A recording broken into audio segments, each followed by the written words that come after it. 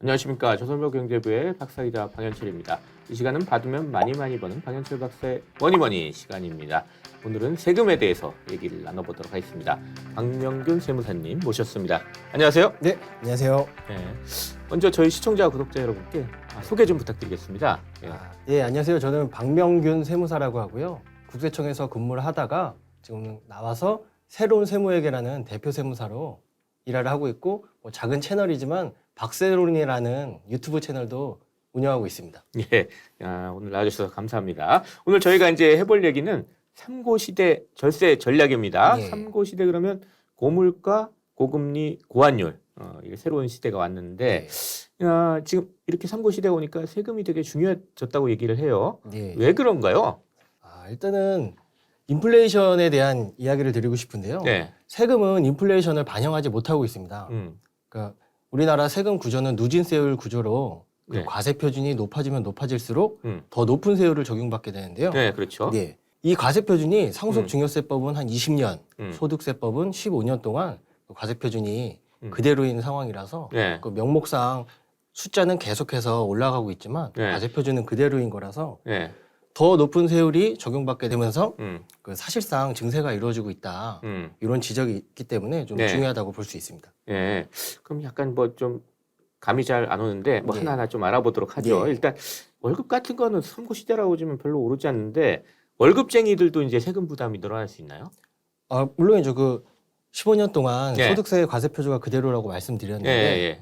그 물가가 상승되면은 자연스럽게 인건비도 올라갈 수밖에 없는데 예. 근로자 입장에서는 급여가 올라가지만 본인이 또 생활하는 비용이나 그런 물가도 같이 올라가기 때문에 체감되는 소득은 올라갔다고 그렇죠. 못 느낄 겁니다. 예. 근데 문제는 앞에 언급한 같은 맥락으로 음. 더 높은 과세 표준, 더 높은 세율이 적용되면서 더 많은 세금을 부담될 수밖에 없는 거죠. 예. 뭐 사례를 좀 들을 수가 있나요? 예를 들어서 그냥 그 물건을 파시는 분이라고 네. 생각했을 때 3,000원이었던 짜장면이 지금은 6,000원이다. 2배가 올랐다고 쳐도 예. 그러면은 똑같이 이익도 2배로 올랐을 겁니다. 근데 실제로 소득이 이 사람 체감하는 그 삶이 2배로 높아지진 않았는데 네. 세금으로 따져보면은 훨씬 더 많은 세금을 부담할 수 있게 되는 거죠. 물가가 오르면서 이제 뭐 매출이나 이런 게 늘어나는데 그렇죠. 뭐 이제 그거에 대해서 적용되는 세율은 이제 높은 세율이 적용된다. 예, 이렇게. 세금은 그거를 반영하지 못한다는 거예요. 예, 그런 식으로 이제 이해를 네. 해야 된다 이거군요. 또 고물가 고금리 시대에 이제 증여할 때도 또 영향이 있다고 그러는데 어떤 영향이 좀 있을까요? 예, 지금 부동산이 요새는 뭐 좀 침체되고 그 거래가 좀 안 되는 시기긴 하지만 어쨌든 부동산도 실물 자산이기 때문에 네. 그 물가 상승에 따라서 같이 움직일 수밖에 없지 않습니까? 예. 그래서 장기적으로는 우상향하는 거죠. 증여세를 예를 들어 본다면 20년 전에 2억짜리 아파트를 증여를 한다고 치면은 네. 증여세는 2천만 원을 내야 됩니다. 20년 전에. 예. 근데 지금 이게 올라서 20억이 됐다고 가정한다서 20억을 증여한다면은 6억 2천만 원이 되는 거죠. 그러니까 자산 가격이 2억에서 20억, 10억이 올라간 사이에 세금은 2천만 원에서 6억 2천만 원, 31배가 올라가게 됩니다. 금액이 높을수록 이제 세율이 높아지니까. 예, 그렇죠. 그러니까 같은 시점에서 2억과 20억을 비교했다면은 뭐 좀 이해가 되겠지만 20년이라는 시간이 지나서 올라갔는데 그 물가 상승이 반영이 안 됐다는 부분이 있습니다. 뭐 이제 뭐 증여 얘기하시면서 이제 사례로 이제 뭐 집 얘기를 하셨는데 예. 집 같은 경우에는 이제 최근에 이제 집값이 올라가면서 뭐 또 최근에 또 집값이 떨어지기도 하지만 그간 좀 집값이 올라가면서 갑자기 또 종합부동산세 대상이 되는 네, 사람들이 그렇습니다. 생기면서 뭐 세금 부담이 늘어났다 이렇게 주변에서 네. 얘기하는 분이 많이 있어요. 이 부동산 관련 세금은 어떤 게 있고 어떤 걸 좀 주의해야 될까요? 부동산에는 취득 단계, 그리고 갖고 있는 보유 단계, 그리고 마지막 처분 단계에 모두 세금이 따라다닙니다. 그게 먼저 취득했을 때의 그 취득세인데요. 네. 부동산 가격이 올라가면 올라갈수록 그 거래 가격이 올라가기 때문에 취득세 부담은 점점 취득세도 늘어나겠죠. 높아질 예. 수밖에 없고 예. 또 취득세는 그 중과 규정이라는 게 있어서 조정 대상 지역에 뭐 주택을 더 구입한다든지 뭐 3주택, 4주택자 뭐 이렇게 구입한다면은 더 높은 취득세를 적용받아서 그 취득세도 꼼꼼히 좀 따져봐야 되는 부분이 있고요. 예. 그 다음은 보유 단계에서는 재산세와 종합부동산세입니다. 이거는 그냥 말 그대로 가만히 갖고만 있어도 내야 되는 세금이기 때문에 그렇죠. 예. 예. 또 뭐 이익을 본 건 없어요. 현재는. 근데 어쨌든 요것도 가격이 올라가면 올라갈수록 그 공시 가격도 같이 올라가기 때문에 부담이 늘어날 수밖에 없고요.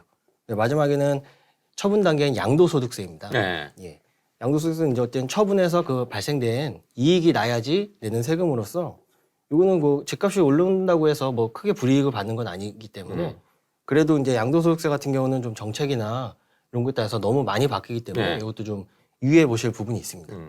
지금 뭐 집값이 떨어진다는 얘기가 있는데 집값 떨어지는 게 바로 공시지가에 또 반영이 되지 않잖아요. 그러니까 그렇죠. 당분간은 계속 집값 때문에 부동산 관련 세금이 늘어날 가능성이 있어 보여요. 예, 맞습니다. 네.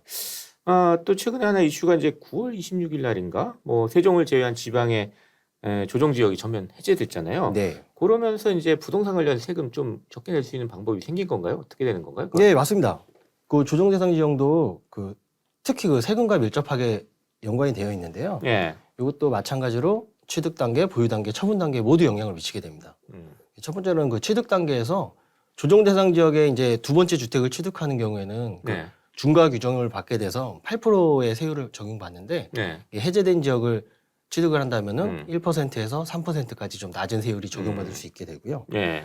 그다음에 예를 들어서 이제 보유세인 그 종합부동산세로 본다면은 조정 대상 지역에 주택이 두 개인 경우 더 높은 중과세율을 적용받게 됩니다. 네. 근데 이 둘 중에 하나가 조정 대상 지역에서 해제가 된다면 빠졌으면 예, 네. 일반 세율이 적용받을 수 있는데 이건 또 주의하실 점이 네. 종합부동산세는 6월 1일 기준이기 때문에 네. 예, 9월 26일 날 해제된 그 지역 같은 경우는 내년인 내년에 2000 적용을 예, 받겠네요. 그러니까 네, 맞습니다. 예. 그리고 양도세입니다. 예, 양도세요. 네. 양도세 같은 경우는 그 일시적으로 주택을 두 개를 보유할 수 있는 중복되는 허용 기간이 2년에서 3년으로 늘어나게 됩니다. 네. 그리고 조정 대상 지역 같은 경우는 2년 이상 보유하고 2년 이상 거주까지 해야 비과세를 해주는데요.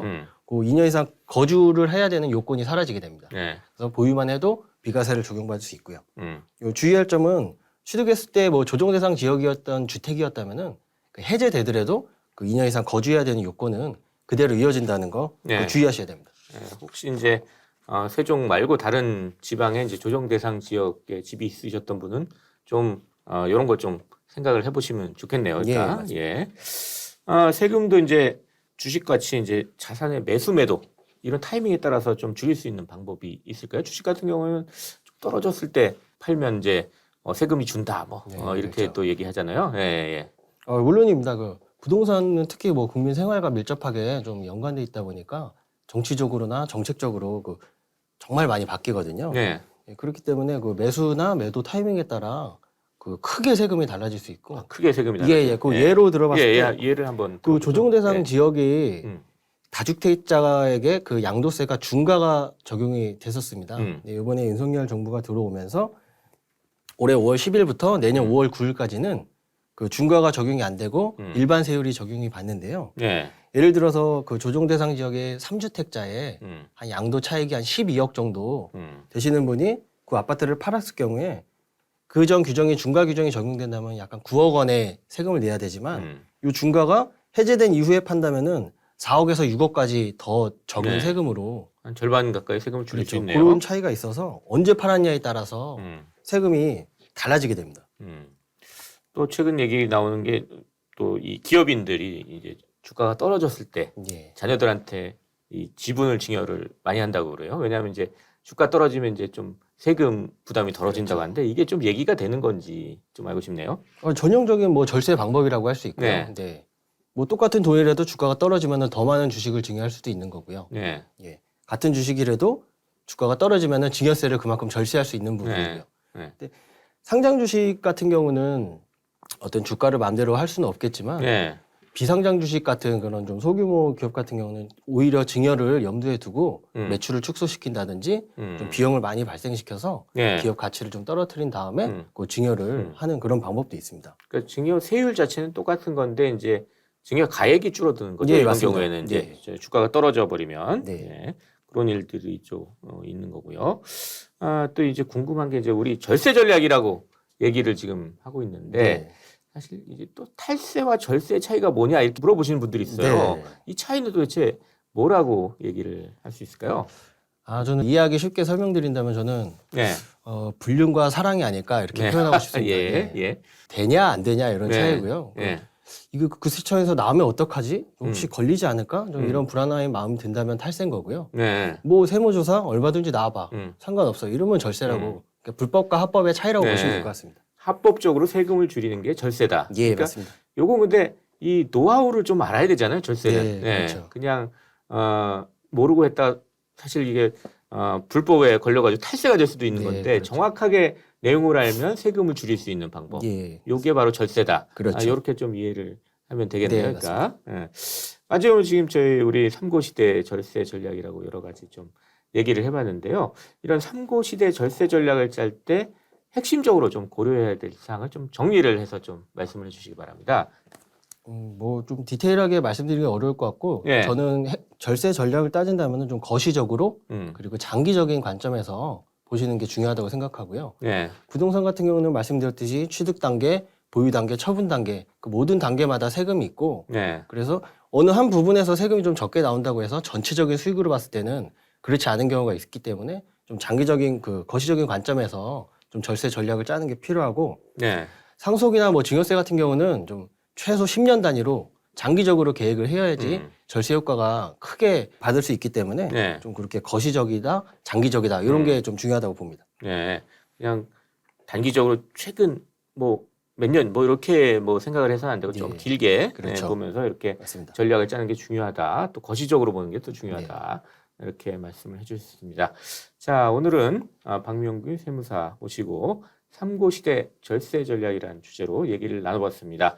마지막으로 저희 시청자, 구독자 여러분께 마무리 인사 부탁드리겠습니다. 네, 오늘 그 고물가 이런 그 인플레이션에 대해서 말씀드렸는데요. 뭐 좀 도움이 되셨으면 좋겠습니다. 감사합니다. 예, 감사합니다. 지금까지 함께해 주신 박명균 세무사 그리고 저는 조선일보 경제부의 박사이자 방현철이었습니다. 그럼 다음 시간에 또 뵙도록 하겠습니다. 감사합니다.